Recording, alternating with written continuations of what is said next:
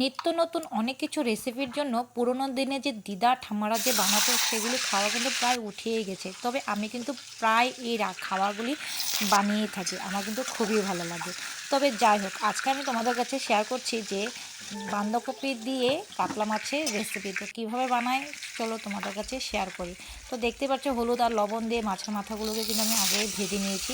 তারপর ছোটো ছোটো করে কেটে রাখা আলুগুলোকে ভেজে নিয়ে তার মধ্যে জিরে ফোড়ন, তেজপাতা, আদা কুচিনো আদা দিয়ে ভালো করে নাড়াচাড়া করে তার মধ্যে জিরে গুঁড়ো, ধনে গুঁড়ো, কাশ্মীরি লঙ্কার গুঁড়ো, স্বাদ মতো লবণ দিয়ে ভালো করে কষিয়ে নিয়ে আমি আগে থেকেই যে বাঁধাকপিটা সিদ্ধ করে নিয়েছিলাম সেই সিদ্ধ করা বাঁধাকপি দিয়ে ভালো করে নাড়াচাড়া করে আমি মাছের মাথাটাকে দিয়ে ভালো করে আমি 10 থেকে 15 মিনিটের মতন লো স্টিমে রান্নাটা করে নিয়ে যখন নামানোর আগে থেতো করা এলাচি দিয়ে আরও ভালো করে নাড়াচাড়া করে এবার কিন্তু নামিয়ে নিচ্ছি। তো তবে কেমন লেগেছে আজকের আমার এই রান্নাবান্না অবশ্যই কমেন্ট করে জানিও। সবাই ভালো থাকো, সুস্থ থাকো। রেডি হয়ে গেল কাতলা মাছের মাথা দিয়ে বাঁধাকপির রেসিপি।